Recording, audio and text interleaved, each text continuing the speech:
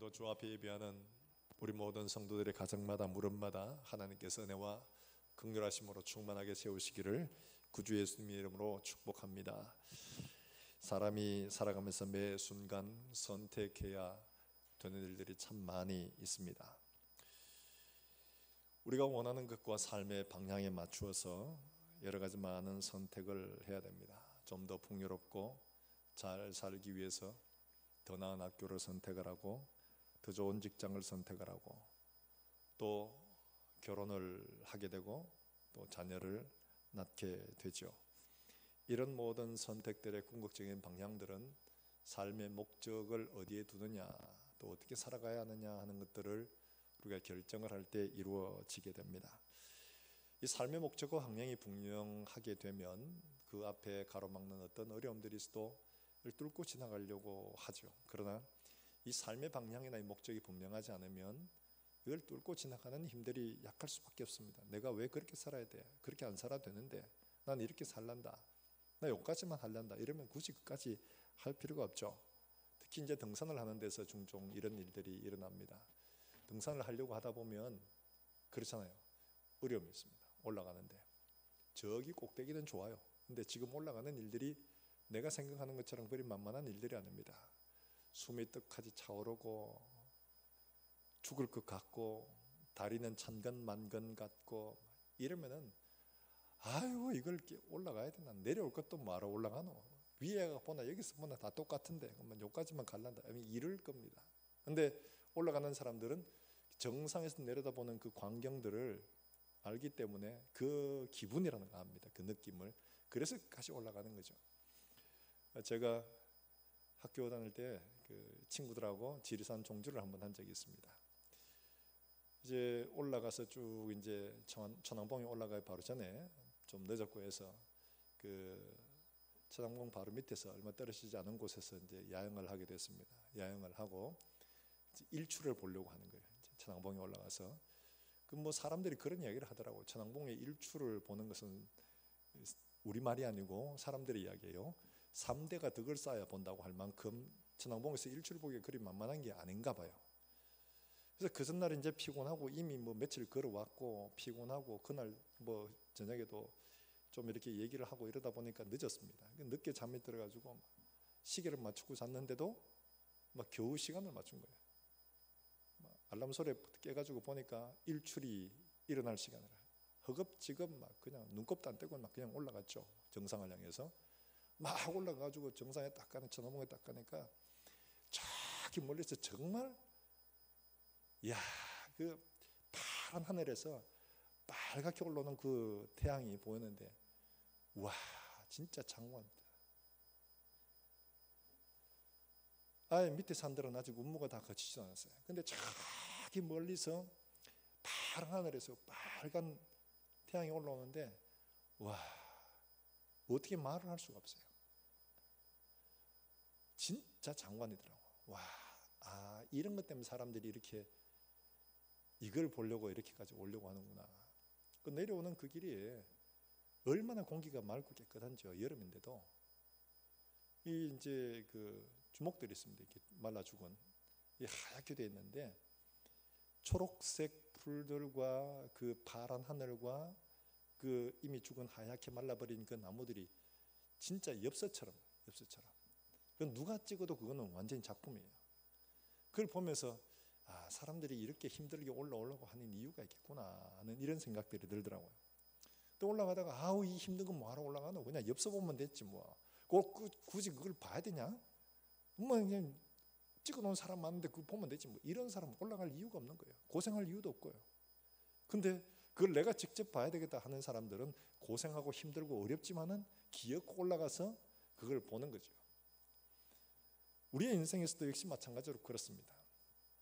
내가 이렇게 살아야지, 내 이걸 얻어야지 하는 이런 마음이 이게 강한 사람들은 앞에 가로막는 게 있어도 그걸 뛰어넘을 수 있는 힘이 있지만은 그렇지 않으면 그걸 뛰어넘어야 할 이유가 없어요. 뭐 하려고, 여기 이만큼 하면 되지, 남들 다 그렇게 하는데 뭐 이렇게 살면 되지, 이럴 수밖에 없는 거죠. 예수님께서 오늘 산상수훈의 마지막 결론과도 같은 말씀들을 지금 쭉 이어가면서 하고 계십니다.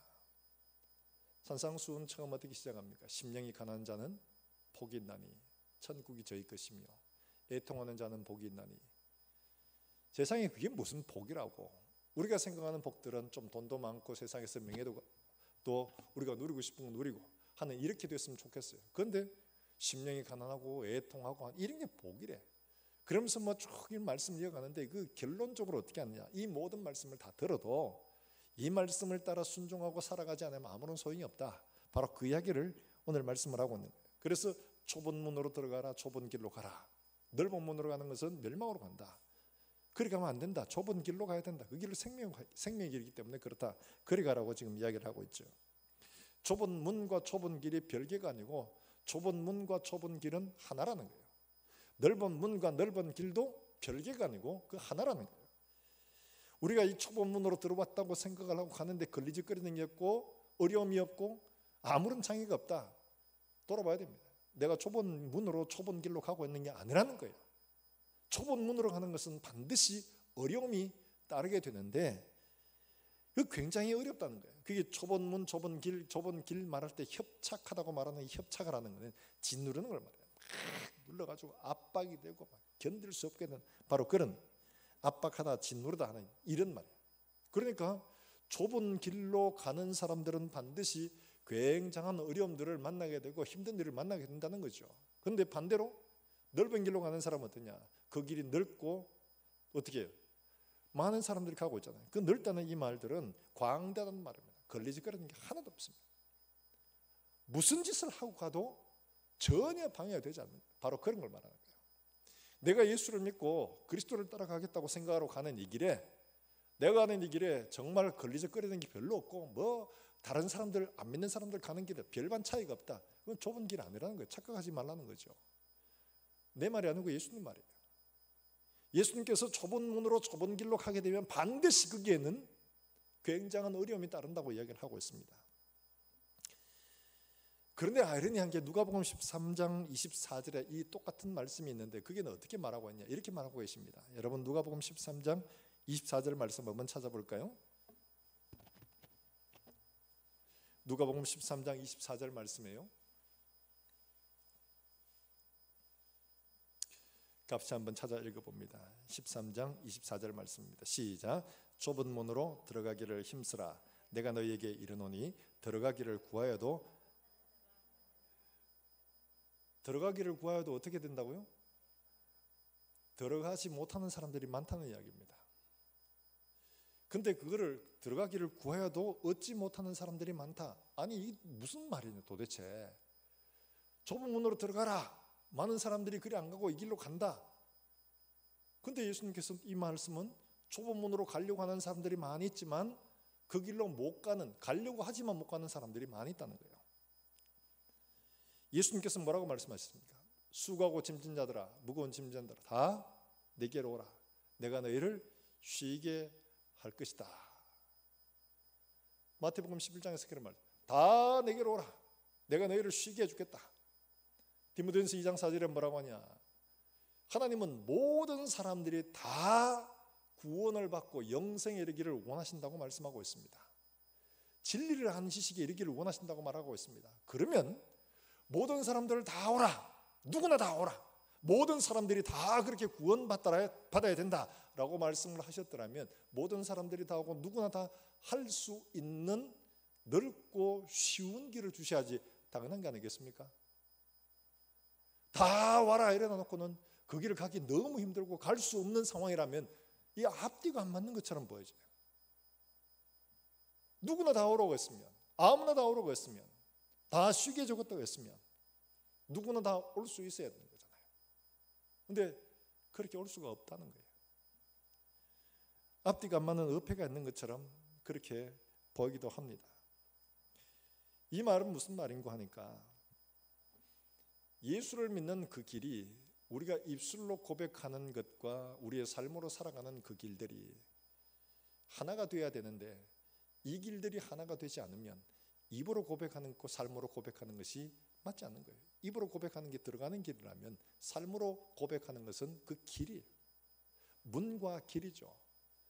이게 같아야 되는데 따로 가는 사람들이 많다는 거죠. 우리의 가는 이 길들이 많은 사람들이 구하고 찾지만은 그렇게 갈 수 없는 이유가 있다. 좁은 길이어서 그렇다. 좁은 길이어서, 협착해서 그렇다 말씀하고 있습니다. 사랑하는 여러분들, 우리는 이미 예수 그리스도를 구주와 주님으로 고백한 사람입니다. 그렇다면 우리 이미 그 길에 들어선 거예요. 들어섰다면 우리의 가는 길들이 어디쯤 가고 있을까? 심수봉날입니까? 어디쯤 가고 있는가? 진짜 내가 이 길에 제대로 들어서 있는가를 점검하는 것은 무엇보다 중요합니다. 이 본문에 우리가 읽었지만 뒤에 나오는 이야기, 마지막 그날에 많은 사람들이 내게 와서 주여 주여 내가 그렇게 하지 않았습니까? 하지만 나는 그걸 모른다 얘기하실 거예요. 그 때문에 우리가 우리의 가는 길들을 점검하는 일들은 어떤 길보다가도 굉장히 중요합니다. 그렇기 때문에 우리가 하나님 앞에 아유 또 뭐 그 이야기네, 좁은 길, 난 좁은 길 가고 있어가 아니고 스스로가 점검을 하지 않으면 안 됩니다. 주님 우리에게 말씀하셨기 때문에요.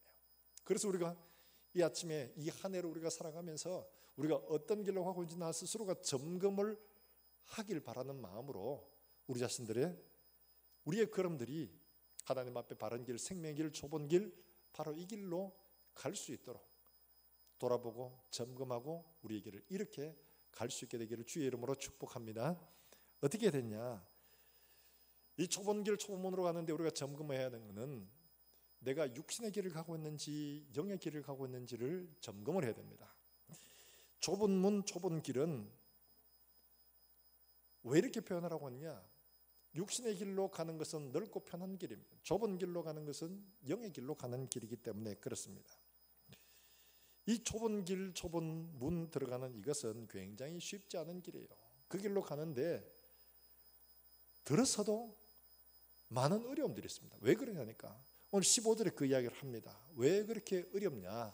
15절에 이렇게 말하죠. 같이 한번 읽어볼까요? 15절입니다. 시작. 거짓 선지자들을 삼가라. 양의 옷을 입고 너에게 나오나 속에는 누락질하는. 할렐루야. 좁은 문, 좁은 길로 들어섰는데 이게 길을 꺾어버리는, 그 길 들어가지 못하게 하는 이런 시도들이 많이 있다는 걸 보여주고 있거든요. 육의 길은 편합니다. 그 길은 뭐 누구나 다 갈 수 있으니까 그리 가라 하던데, 좁은 길로 들어가는 데는 이게 유혹하는 게 너무 많아요. 그 길을 삐딱하게 빠져나갈 수 있도록 만드는 이런 시도들이 참 많다는 거예요. 영의 길로 가는 건 그렇다는 겁니다. 쉽지 않다는 거예요.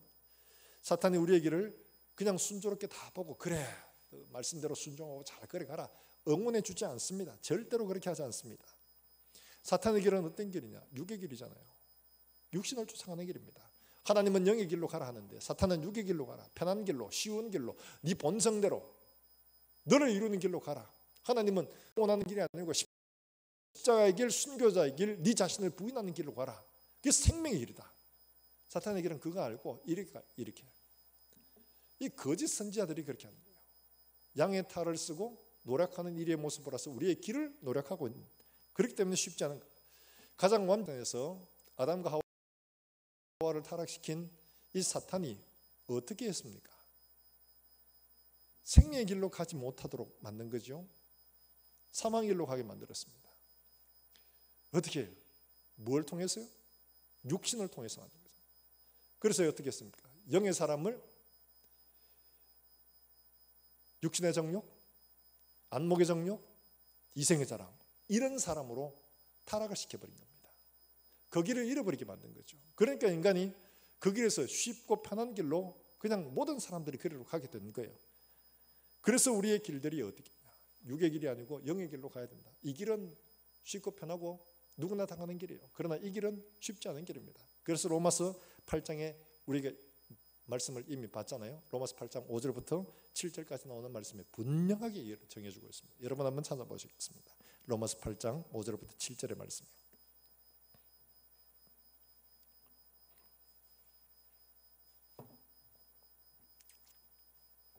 로마서 8장 5절에서 7절의 말씀 우리 같이 한번 읽어봅니다. 5절부터 읽습니다. 시작. 육신을 따르는 자는 육신의 일을, 영을 따르는 자는 영의 일을 생각하나니 육신의 생각은 사망이요 영의 생각은 생명과 평안이니라. 육신의 생각은 하나님과 원수가 되나니 이는 하나님의 법에 굴복하지 아니할 뿐 아니라 할 수도 없음이라. 할렐루야. 이 분명히 말해주고 있잖아요.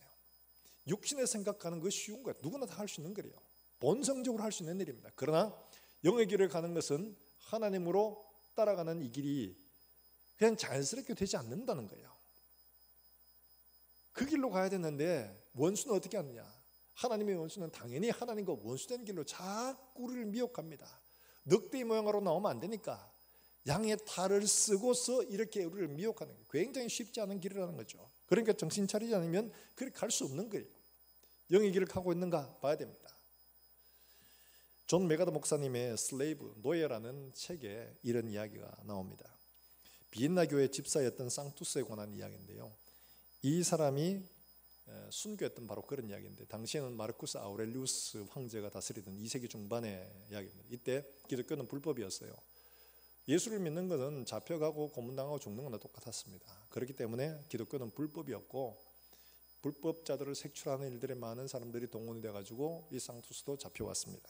그런데 이 상투스에게 재판관이나 고수자가 묻습니다. 네 이름은 뭐냐? 나는 그리스도입니다. 네 직업이 뭐냐? 나는 그리스도입니다. 네 아버지 이름이 뭐냐? 나는 그리스도입니다. 너 어디 사냐? 나는 그리스도입니다. 내 고향이 어디냐? 나는 그리스도입니다. 나는 그리스도인이다. 이 말밖에 하지를 않는 겁니다. 그러니까 이 사람에게 다른 대답을 기대할 수 없으니까 저 고문하고 처형해라. 그래서 쇠로든 의자 벌겋게 달구어진 그 의자에 앉혀서 묶어놓고 고문을 한 다음에 원형 경기장에 나가서 공개 처형을 했습니다. 나는 그리스도인이다. 이 말은 그의 모든 것을 다 대변해 주는 말입니다. 할 말이 없어서가 아니에요. 이것은 어떤 의미냐 하니까 당시 모든 신자들이 공통적인 관점을 가지고 있었는데 이것은 그가 존재하는 이유를 나타내 주는 말이에요. 나는 그리스도인이다. 이 말은 내가 존재하는 이유가, 내가 사는 이유가, 내 삶의 목적이 어디 있냐? 나는 이것 외에는 다른 의미가 하나도 없다. 세상에서 고향, 이름, 직업 어떤 것도 의미가 없고 내게는 오직 그리스도인이라는 이거 외에는 존재의 의미가 없는 거다. 그래서 모든 말에 그리스도인이다 이렇게밖에 대답을 하지 않았던 거죠. 육신적으로 가졌던 직업들, 육신적으로 가졌던 이름들, 고향들, 아버지, 친척 의미 하나도 없어요. 그건 다 죽은 것들이에요. 내게 의미가 있는 것들은 내 진짜 본질은 어디 있느냐? 그리스도인이다. 이거 외에는 내게는 의미 있는 게 없어요. 이게 진짜 나의 본질이고 나의 진짜 방향이고 내 목적이고 내 모든 것들이에요. 이걸 지금 이렇게 표현을 하고 있습니다. 이 그리스도인이라는 이름 언제 이렇게 알려졌느냐? 우리가 잘 알고 있죠. 로마 사도행전 11장에 있는 이 스데반의 박해로 말미암아 사람들이 흩어지게 됩니다. 그러니까 이제 헬라인 지역으로 이제 가게 되죠. 안디옥 지역으로 그 중에 일부가 가서 유대인에게 전도하다가 그 중에 헬라인 중에 얼마가 이제 헬라인에게 이제 전도를 합니다. 그래서 이 사람들이 교회가 설립이 되게 되죠. 예루살렘 교회가 듣고 바나바와 바울을 그곳에 보내게 됩니다. 바나바를 보내게 되죠. 바나바가 가서 이 혼자 하기에 좀 너무 어려워요. 혼자 하기에. 그래서 어떻게 하냐? 바울을 다소에 가서 데리고 와서 1년간 가르칩니다. 그랬더니만은 그들 스스로가 그리스도인이라고 한 게 아니고 이때로부터 다른 사람들에 의해서 이 교회 사람들이 그리스도인이라고 부름을 받았습니다. 그리스도인, 크리스티아노스, 크리스티아노이 하는 말이에요. 크리스티아노이라는 이 말, 그리스도 크라이스트에다가 아노이라고 붙은 말인데 크리스티아노이, 이 말은 그리스도인이라는 이런 말이에요. 이 말은 당시에는 굉장히 비웃음의 말들이었습니다. 그런데 이 말은 점차 존경의 대상, 존경의 이름으로 변화되어져 갔고 이 말들은 그리스도에 충성된 사람들, 그리스도의 사람들, 그리스도를 쫓아가는 사람들, 그리스도에게 목숨 건 사람들, 이런 사람 이렇게 불려진 거예요. 그런데 이와 같은 방식으로 또 가이사의 가족들이, 가이사를 추종하는 사람들이, 황제를 추종하는 사람들이 로마 제국에 향한 그들의 충성, 그들의 마음을 드러내기 위하여 또 이렇게 불렀습니다. 뭐라고 부르느냐? 가이사의 사람들이라고 이렇게 부른 거예요. 가이사리아노이 이렇게 그들을 부른 겁니다. 그러니까 예수 믿는 사람들의 삶의 모습을 보고 우리도 그렇게 해야지 이러고는 그렇게 부른 겁니다. 그러니까 이 사람들이 얼마나 그리스도에게 충성했는가, 어떻게 그리스도를 향해 살았는가를 여실히 보여주고 있는 이런 말들이잖아요. 그렇게 살았어요. 이 말의 정체성을 어떻게 표현해야? 바울은 예수 그리스도의 종 이렇게 말합니다. 둘로스. 그런데 사실 이 둘로스라는 말이 어떤 의미냐면 원래 의미는 노예라는 말입니다. 노예. 종과 노예는 차이는 뭐냐 하니까, 종과 노예는, 종은 고용된 사람, 그런데 노예는 완전히 인격 자체가 없는 소유물에 불과합니다. 종은 일부의 자유권이 있습니다. 내가 노력을 하고 일을 하고 해가지고 섬길 사람도 섬길 일도 내가 선택할 수 있는 게 있습니다. 그러나 노예는 그런 모든 기본권 자체가 없는, 이 바로 노예였어요. 그런데 바울은 종종 자기를 그리스도 예수의 종, 노예, 둘로스라고 이렇게 표현을 합니다. 어떤 권리도 없는 바로 그런 사람, 나는 그리스도를 향해서 모든 것을 다 하는 사람. 바울은 이를 위해서 어떤, 바울과 바나바에 대해서 이 말을 할 때 예루살렘 교회가 뭐라고 표현했냐 하니까 이렇게 표현합니다. 여러분 사도행전 15장 25절을 한번 찾아볼까요? 사도행전 15장 25절요.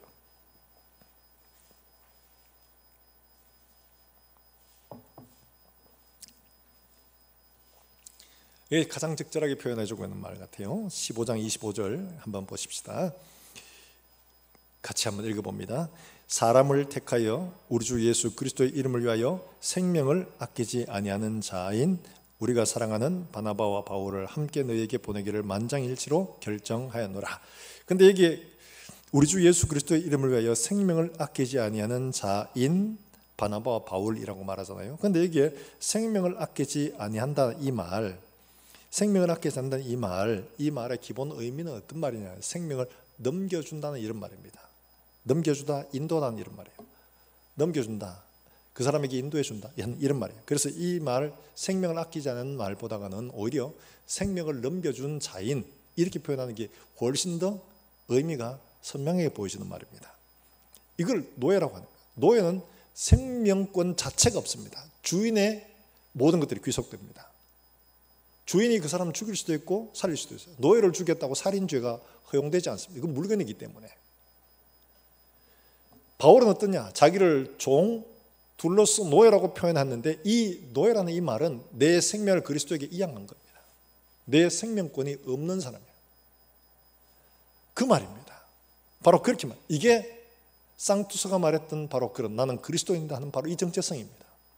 내게는 어떤 권리도 없다. 내 모든 것들은 그리스도에게 속한, 나의 주인은 그리스도, 나는 그리스도의 노예다, 이런 말이에요. 그래서 이 사람들이 잡혀와서 어떻게 하냐, 종종 그렇게 말합니다. 너 누구냐? 그리스도인이다 라고 말하는데 나는 노예다, 나는 가이사의 노예다. 그러나 예수 그리스도로부터 자유함을 얻은 자유인이다. 또 반대로 나는 자유인이다, 그러나 나는 그리스도의 노예다. 재판관들 헷갈리는 거예요. 저게 자유인인가 노예가. 이 실제로 나오는 이야기입니다. 그게 보면. 그러니까 이 사람이 행정관을 통해서 이게 진짜 자유인인지 아닌지를 조사하도록 할 만큼 그런 거예요. 이들이 하는 말들은 뭐냐 하니까 그들의 정체성은 어디에 있느냐? 우리가 가지고 있는 현재 어떤 사회적인 정체성이 나라를 가리키는 게 아니고 내가 그리스도에게 내 모든 것을 이양한 바로 그것이 나의 정체성이라는 거예요. 이게 나의 정체성이라는 거예요. 여러분, 사탄은 뭐라고 말합니까? 너 자신이 되라. 네가 원하는 인생을 살아라. 너 자신의 인생은 네가 주인이야. 그런데 나는 그리스도의 이 말은 뭐예요? 내 모든 인생의 주인은 누구 거예요? 내 것이 아니고 하나님 거, 주의 것이고 내 운명도 주의 것이고 내 가는 길들도 주의 것이고 내게는 자유도 없고 내게는 살아야 할 이유도 그리스도 외에는 없다. 정반대의 길이잖아요. 그런데 우리가 듣고 싶어하는 건 어떤 것들이에요? 우리가 듣고 싶어하는 것들은 나 자신을 높이고 세우고 이루어가는 이걸 듣고 싶어하지, 내가 그리스도의 것으로 나는 자유도 없고 권리도 없고 생명도 내 것이 아니고 이런 걸 듣고 싶어하는 게 아니거든요. 우리의 모든 것들이 어디로 향하고 있느냐, 이게 굉장히 중요한 문제예요. 우리의 모든 것들이 그리스도의 것으로 그리스도를 위하여 살아가는, 그게 바로 그리스도인이라는 이런 말이고, 그것은 곧 우리가 어느 길로 가고 있는가를 보여주는 확실한 증거가 되는 겁니다. 여러분, 산상수훈에 뭐라고 말합니까? 쭉 나오는 이야기들을 한번 볼까요? 그렇게 말하잖아요. 너희가 만약에 누가 오른밤을 치거든 어떻게 하라고 합니까? 오른밤 때렸으니까 니도 마라 이러면서 같이 때려야 됩니까? 오른밤 치거든 어떻게? 아이고 힘들지, 오른밤 때려서 고생 많았잖아, 왼밤도 안 때려. 여러분 이게 가능한 이야기예요? 오른밤 때리면 막 씩씩거리면 이게 어디에서 나를 네가 나를 뭘로 보는 거야? 멱살 잡고 같이 치고받고 이건 나를 생각할 거 아니에요. 오리를 가자 하면 어떻게 해요? 네가 지금 지정신이가 지금 오리를 가자 하거라. 난 못 간다. 네 혼자 가든지 말든지 해라. 근데 어떻게 하라고요? 심리를 같이 가주라. 누가 만약에 속옷을 달라 하면 야 이게 지정신이 가? 어떻게 속옷을 달라 하노? 그럼 어떻게 하라고요? 겉옷까지 내주라. 여러분 이게 가능한 이야기예요? 이게 가능한 이야기일까요? 불가능한 이야기입니다. 어느 누가 이렇게 할 수 있나요? 우리 육신 나 개인을 생각하면 절대로 이런 일 할 수가 없죠. 절대로 할 수 없는 일이에요. 더구나 더 기가 막히는 것은 원수를 사랑해라, 너희를 박해하는 자를 위하여 기도해라. 이거는 예수님 좀 너무 무리한 겁니다. 어떻게 그걸 사랑할 수가 있습니까? 적어도 미워하지 말고 적어도 떨어져라, 뭐 이렇게 하면 내가 이해하고 좀 따라갈 수가 있어요. 그런데 그들을 사랑하고 그들을 위해 축복하고 위하여 기도해라. 이거는 할 수가 없는 거예요. 여러분 이거 나 자신의 인격 존중을 생각하면 할 수가 있나요? 없죠. 노예에게 무슨 인권이 있어요? 노예에게는 그런 거 없습니다. 노예는 물건이에요. 주인이 죽여도 아무 말을 할 수가 없는 거예요. 나의 자유와 나의 인격과 이런 얘기 할 수가 없는 존재가 노예입니다. 이 길이 쉬운 길인가요? 쉽지 않습니다. 이 길은 절대로 넓은 길일 수가 없는 거죠. 좁고 가기 힘들고 자존심 상하고 정말 죽고 싶은 그런 거죠. 한 주일에 단 하루 하나님 앞에 예배 드릴 때에 단 10분도 하나님 앞에 제대로 드리지 못하는 사람들이 그게 어떻게 좁은 길이라고 말할 수가 있나요?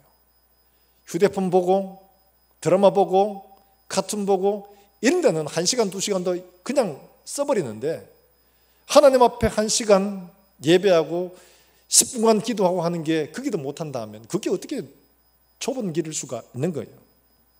어떤 사람들은 환난과 핍박 가운데서 예배 한번 드리기 위해 1시간 2시간씩 걸어오는데 20분 30분 걸어가는 것도 멀어서 못 간다고 하는 게 어떻게 그게 좁은 길이라고 말할 수가 있겠습니까?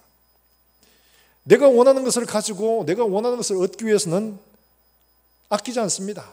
내 아이를 위해서 나를 위해서는 돈도 아끼지 않습니다. 그런데 하나님 앞에 마땅히 드려야 할 11조라든지 하나님 앞에 드려야 할 헌물을 드릴 때는 너무 아깝습니다. 이걸 꼭 그렇게 해야 되나?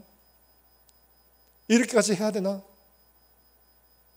내게는 부유하고 하나님께는 인색한데 그 길이 좁은 길일 수가 있겠습니까? 하나님 앞에 봉사하고 섬기는 일대로도 역시 마찬가지로 똑같이 대우받아야 되고 내가 한 일대로 다른 사람이 인정받아야 되고 내가 수고한 것들에 마땅한 대우를 받아야 되고 그렇게 안 되면 세상하고 다를 바가 뭐가 있습니까? 그 길이 좁은 길일 수 있겠습니까? 아무런 제약도 아무런 방해도 아무런 어려움들도 없다면 그 길은 결코 좁은 길일 수가 없는 거죠. 나 자신이 찌그러지고 눌리고 인격권도 사라지고 대우도 받지 못하고 그런 길을 갈지라도 그런 길을 갈 수 있게 해주신 은혜 때문에 감사할 수 있는 이것이 아무나 갈 수 없는 길이죠. 이게 좁은 길이에요. 이게 영의 길이고 육신으로는 도저히 갈 수 없는 길들이기 때문에 이거는 영을 쫓아가는 길이라고 말하고 있는 겁니다. 거듭난 영은 예수 그리스도의 영으로 말미암아 가지 않으면 절대로 갈 수 없는 길이기 때문에 좁은 길, 어려운 길, 생명길이라고 말하고 있는 겁니다. 대우다 받고 하고 싶은 대로 하고 누구나 다 할 수 있죠. 그래서 그걸 넓은 길이라고 말하고 많은 사람들이 가는 길이라고 말하고 있는 겁니다. 누구나 다 그렇게 하기 때문에 다 그렇게 하는 거 아니죠. 주님이 가신 길과 주님이 가게 하시는 그 길을 보고 따라가는 그 길이 좁은 길입니다. 그런데 절묘하게 거짓 선지자들은 어떻게 하냐? 아니야. 그 둘이 다 이렇게 섞을 수 있는 길이 있어. 내가 그걸 가르쳐 줄게. 요게 거짓 선지자예요. 얼마나 좋아요. 명분은 좁은 길인데 실제 삶은 넓은 길로 가고 있는 거. 요거 요렇게 하면 돼. 요거 맞춰주는 게 이게 거짓 교사거든요. 거짓 교사는 그렇게 한다는 거예요. 사랑하는 여러분들, 그렇기 때문에 영의 길, 좁은 길로 가는 길은 결코 쉽지 않습니다. 하나님 앞에 드리는 일들, 하나님 앞에 섬기는 일들, 이런 일들이 정말 하나님의 은혜에 의해서 어떤 것도 내가 대우받지 못하고 노예처럼 하나님 앞에 드려진다 해도 감사함으로 기쁨으로 드릴 수 있는 바로 그 길이 생명의 길, 좁은 길, 하나님이 원하시는 길들이에요. 많은 교사들이, 거짓 교사들이 아니 그렇게 안 해도 돼, 굳이 다른 사람 다 그래, 그렇게 안 해도 이렇게 하면 다 가능한 거야. 여기 거짓 교사들이 만들어가는 길이죠. 그래서 어떻게 합니까? 결과는 22절에 나오는 말씀처럼 그날에 많은 사람이 나더러 주여 주여 우리가 주의 이름으로 선지자 노릇하며 주의 이름으로 귀신을 쫓아내며 주의 이름으로 많은 권능을 행하지 아니하였나이까 하리니. 주님 그때 뭐라고 말씀해요? 내가 너희를 알지 못한다. 주님 가신 길과는 다른 길을 갔기 때문에 주님 모르는 거예요. 사랑하는 여러분들, 주님도 이해해 주시겠지? 아니에요. 주님은 말씀으로 판단하십니다. 내가 이렇게 하라 했잖아. 내가 농담한 줄 아니? 내가 이 길 가라 했잖아. 자기를 부인하는 길, 십자가를 지고 가는 길들은 결코 쉽지 않습니다. 좁은 길, 우리 육신의 것들, 이걸 내려놔야지 가능한 일이에요. 내가 대우받고 싶고 정당한 보상을 받고 싶고 남들과 똑같이 이름도 얻고 싶고 그 길 가는 길들은 좁은 길일 수가 없는 거죠. 사랑하는 여러분들, 우리가 우리 입으로 주를 그리스도라 나의 하나님이라 고백을 했더라면 그 길을 가는 게 과연 내 입술의 고백과 내가 행하고 있는 이 길이 같은지 그렇지 않은지, 내 영이 살기 위해 가는 길인지 육이 대우받으려고 가는 길인지 돌아봐야지 되는 길이에요. 사랑하는 여러분들, 우리 모든 성도들은 이와 같이 하나님의 말씀으로 내 입술의 고백과 내 삶의 길들이 좁은 길, 좁은 문으로 가는 이런 모든 성도들이 될 수 있기를 주의 이름으로 축원합니다. 그리스도의 노예로 사는 나는 그리스도인이라 하는 이 말이 내게 가장 큰 기쁨이 되고, 나는 그리스도인이라 하는 이것이 우리의 정체성이 되고 이게 우리의 길들이 되는 그런 우리 모든 성도들이 될 수 있기를 주의 이름으로 축원합니다. 뿐만 아니라 우리의 길들, 내가 그 길로 가고 있는가 잘 모르잖아요. 그럼 어떻게 해야 되냐? 열매로서 봐야 됩니다. 오늘 20절의 말씀에서도 그렇게 말하고 있습니다. 여러분 17절마다 17절부터 20절까지 같이 한번 읽어볼까요? 17절에서 20절입니다. 같이 한번 읽어봅니다. 이와 같이 좋은 나무마다 아름다운 열매를 맺고 못된 나무가 나쁜 열매를 맺나니 좋은 나무가 나쁜 열매를 맺을 수 없고 못된 나무가 아름다운 열매를 맺을 수 없느니라. 아름다운 열매를 맺지 아니하는 나무마다 찍혀 불에 던져지느니라. 이러므로 그들의 열매로 그들을 알리라. 하나님은 우리에게 좁은 문 좁은 길로 가라고 말씀하시고 그 길에서만 발견될 수 있는 열매가 있다는 거예요. 내가 과연 그런가 아닌가는 내 열매를 보면 안다는 거죠. 가시나무에서 포도를 얻을 수가 없고 엉겅퀴에서 무화과를 얻을 수가 없다 하시면서 우리에게 좁은 문 좁은 길로 가고 있다면 좁은 문 좁은 길로 가는 사람들에게서 얻어지는 열매가 있다 이렇게 말합니다. 그러면 우리가 열심히 열매를 맺기 위해 노력을 많이 해야 되겠네요. 아니에요. 주님 우리에게 말씀하시는 것은 좋은 열매 맺는 비결은 다른 데 있지 않다고 말합니다. 어디에 있느냐? 좋은 나무가 되면 됩니다. 좋은 나무. 좋은 나무가 되는 것은 바울이 말한 것처럼 우리는 돌 감람나무였는데 참 감람나무에 접붙임 바 되어진 겁니다. 붙었어요. 그 다음에 어떻게 되냐? 딱 붙어 있으면 됩니다. 그러면 어떻게 하냐? 하나님이 나머지는 하십니다. 요한복음 15장의 말씀에 우리에게 분명히 말하고 있습니다. 그 비결을 요한복음 15장 2절의 말씀에 이렇게 말하고 있죠. 같이 한번 보실까요? 요한복음 15장 2절입니다.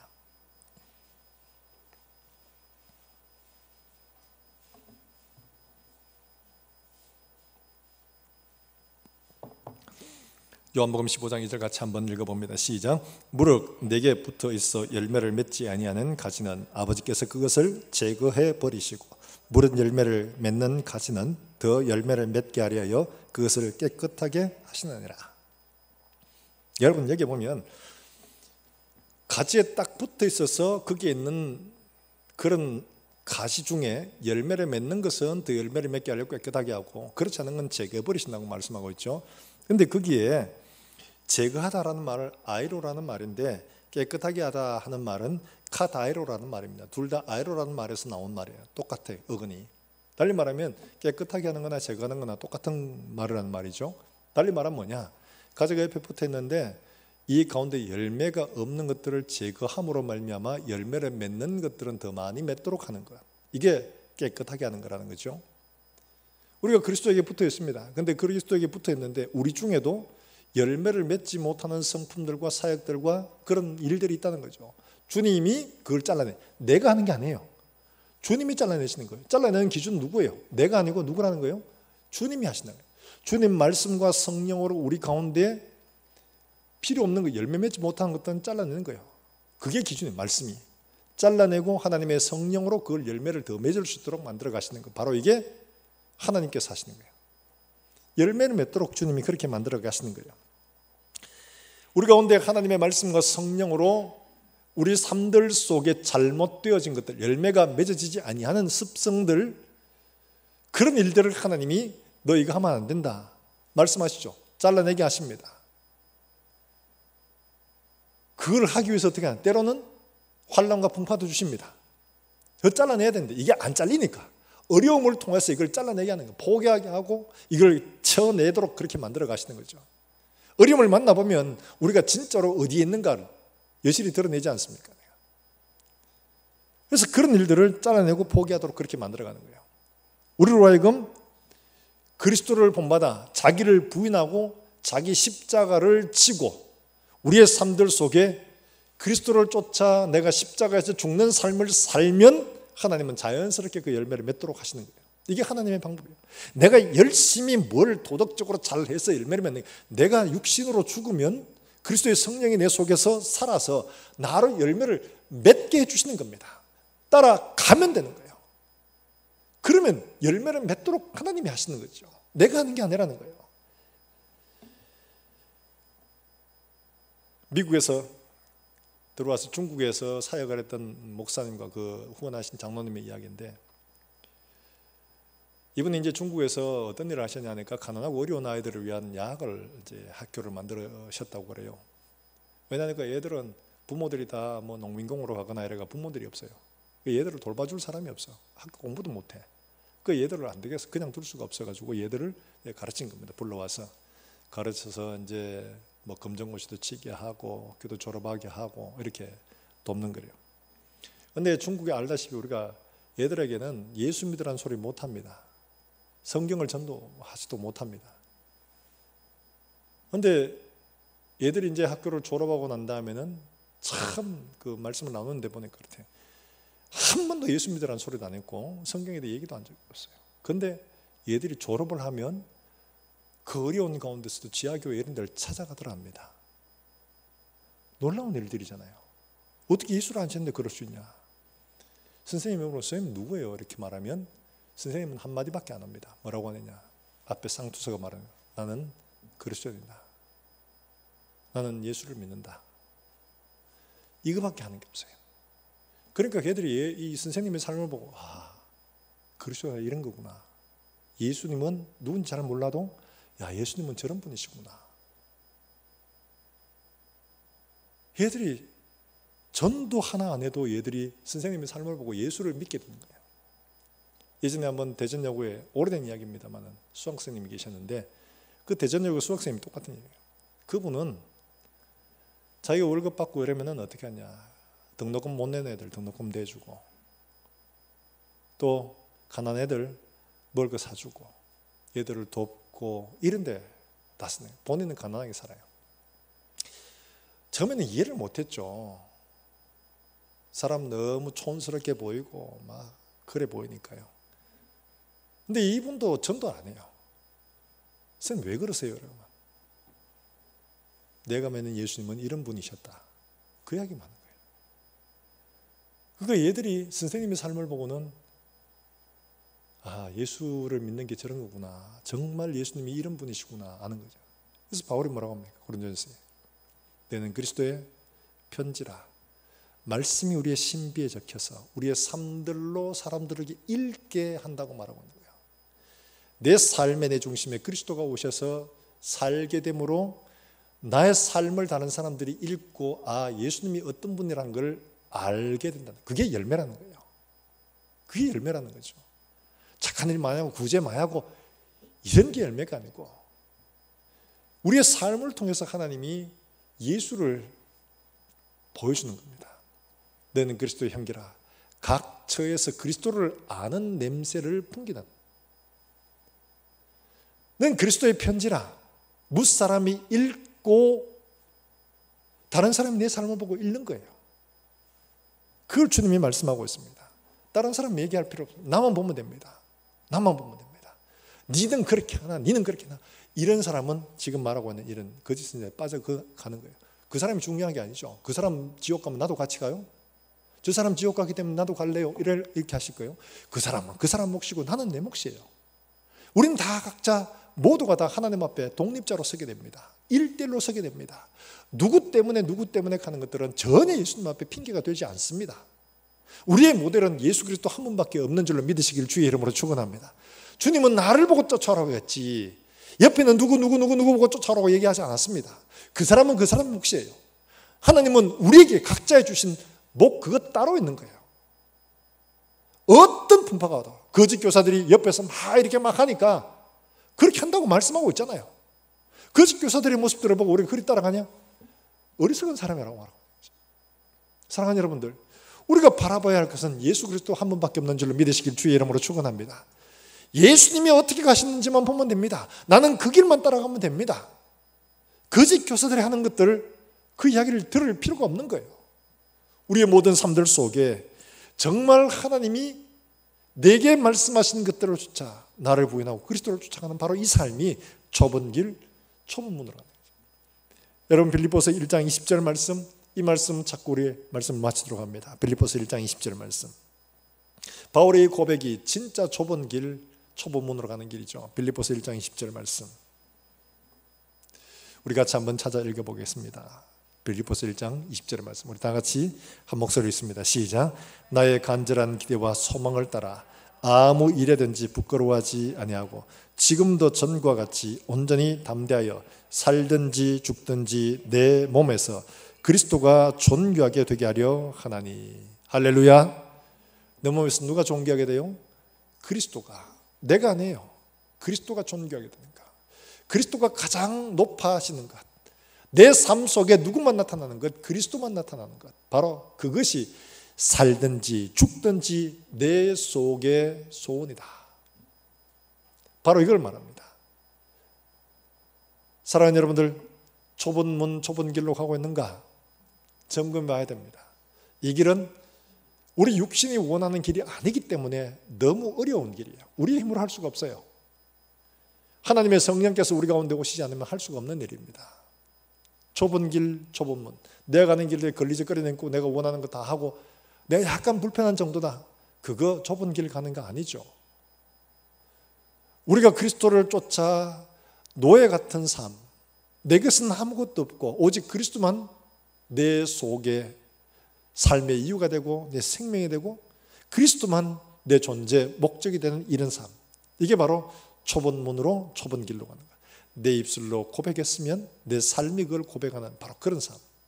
바로 그걸 우리에게 가르쳐 주고 있는 거죠. 뿐만 아니라 내가 이 길로 가고 있는가 확인하는 것은 내 삶 속에 열매가 와 있는가? 내 삶 속에 그리스도의 열매가 있는가? 다른 열매 필요 없습니다. 그리스도의 열매만 있으면 됩니다. 하나님이 하시고 나를 통해 다른 사람이 저 사람 보니까 예수 믿는 사람답다. 저 사람 보니까 예수님 같구나. 저 사람 보니까 예수 믿어야 되겠구나. 이거 외에는 우리에게 다른 열매가 없네요. 그래서 바울도 내가 살든지 죽든지 내 몸에서 그리스도가 존귀임을 받는 이거 외에는 난 다른 목적 없다. 이렇게 말합니다. 사랑하는 여러분들, 우리 모든 성도들이 이같이 우리가 살든지 죽든지 그리스도가 우리에게 가장 존귀임을 받고 내 몸에서 그리스도가 우리의 삶들을 통해 나타날 수 있는 이런 우리 모든 성도들이 될 수 있기를 구주 예수님의 이름으로 축원합니다. 축원합니다. 우리 함께 찬송하고 기도하겠습니다. 주님이 홀로 가신 그 길 나도 따라가오. 모든 물과 피를 흘리신 그 길을 주님이 홀로 가신 그 길 나도 따라가오.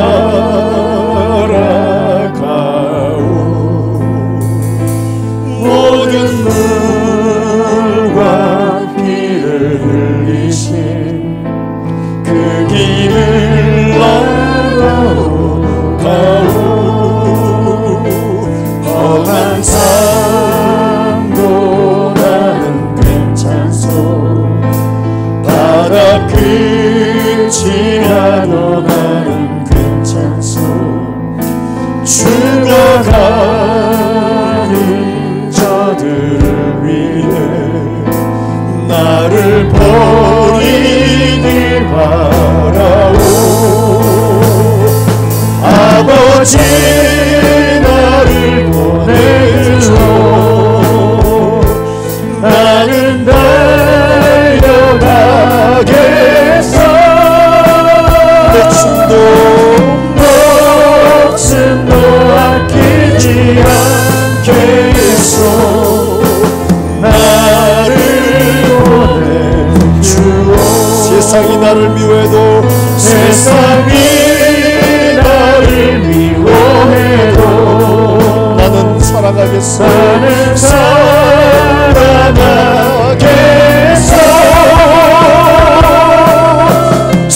세상을 구원한 십자가 나도 따라가오. 생명을 버리면서까지 생명을 버리면서까지 나를 사랑한 당신 이 작은 나를 받아주오. 나도 사랑. 아버지 나를 보내주오. 아버지 나를 보내주오. 나는 달려가겠소. 나는 달려가겠어.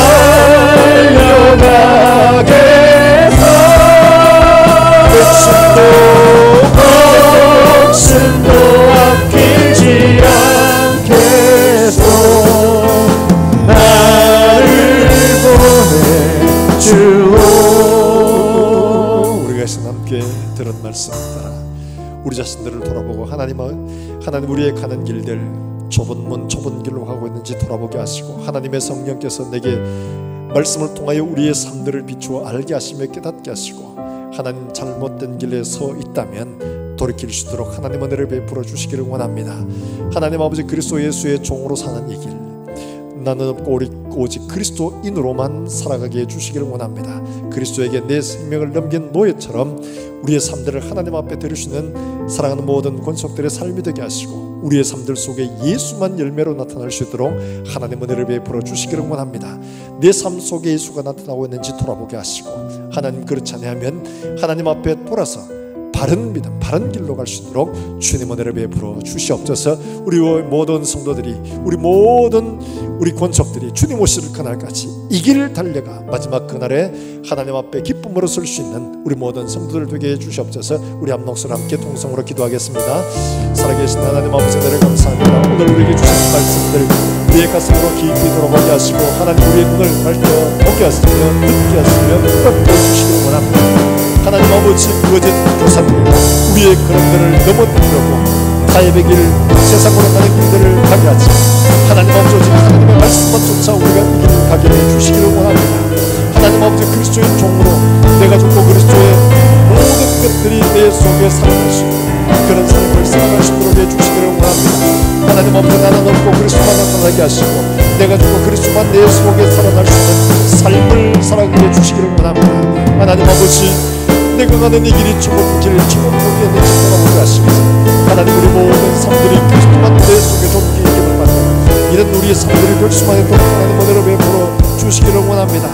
주님 오시는 그날까지 우리의 모든 길들이 하나님 앞에 부끄러움 없는 하나님 온전한 길이 될 수 있도록 성령 하나님 인도해 주시기를 원합니다. 우리의 걸음을 주님 능력의 불로 붙들어 인도하여 주시기를 원합니다. 주님 오시는 그날까지 우리의 걸음이 흔들어지지 아니하도록 주께서 인도하여 주시옵소서. 하나님 아버지, 은혜를 감사합니다. 순교한 수많은 믿음의 선분들처럼 우리의 모든 정성이 오직 그리스도인이 되게 해주시기를 원합니다. 그리스도에게 우리의 생명을 넘긴 노예의 삶을 살아갈 수 있도록 주님 은혜를 베풀어 주시옵소서. 우리의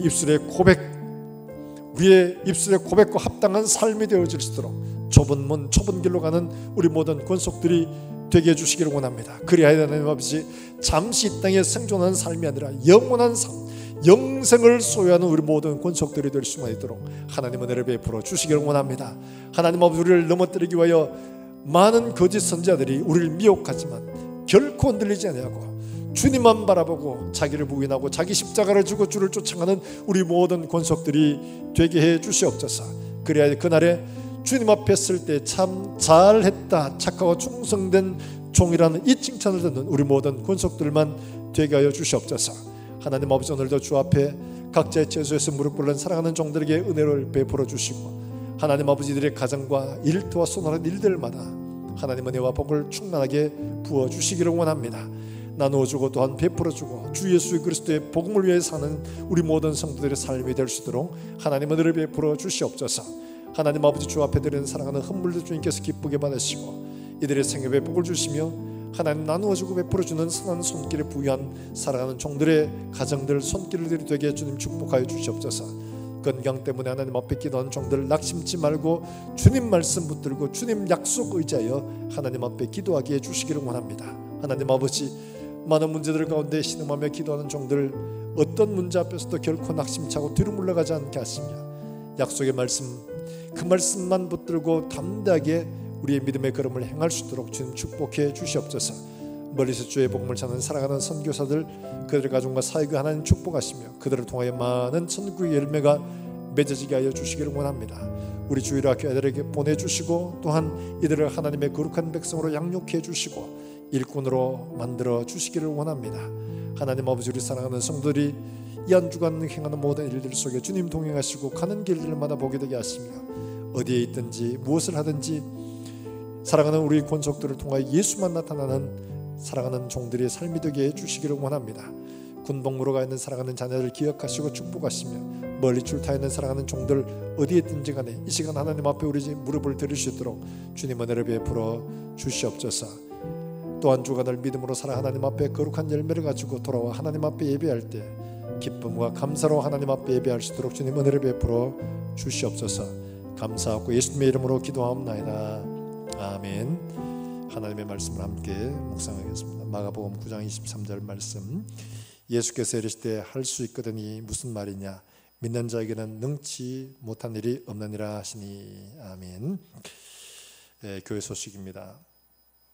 어제 중대본에서 발표한 방역조치 2단계로 인해서 교회들 수도권 외에 비수도권에서는 2단계 조치로 인한 예배를 드릴 수가 있게 되어졌습니다. 그래서 20% 드리는데 그래서 1부와 2부에 잘 나눠서 드려야 됩니다.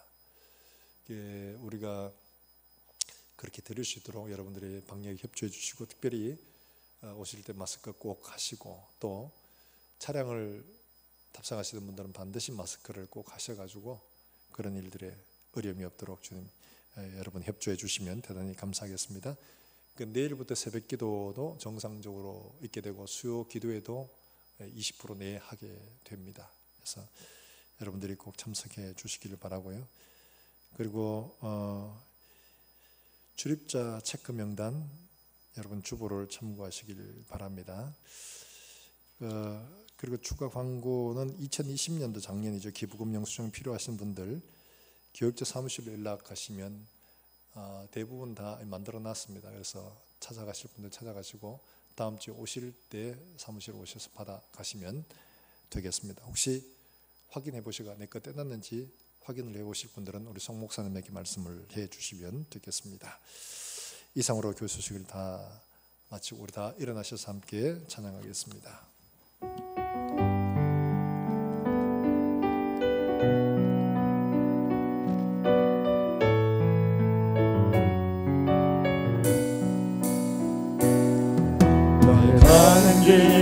주의 평강 있으리. 평강의 왕 평강의 왕 함께 가시니 너의 걸음걸음 주 인도하시리.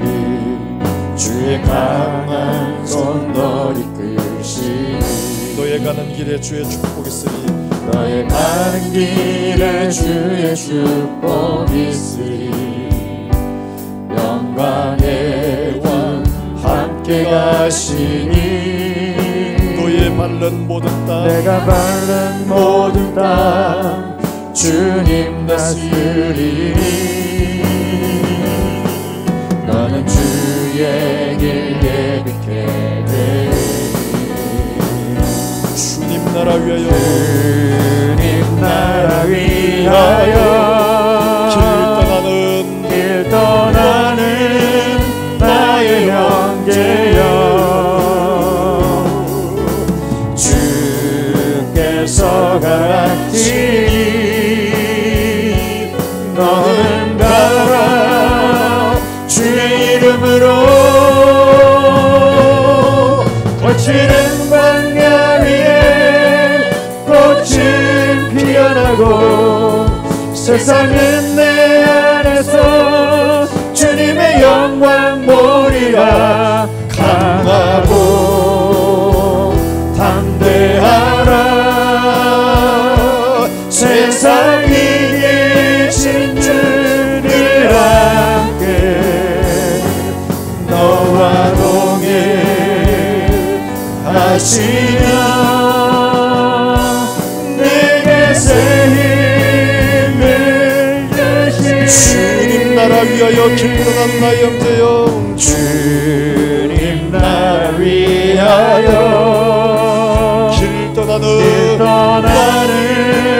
나의 형제여 주께서 가라시니 주께서 가시니 너는 가라. 주 예수의 이름으로 거칠은 광야 위에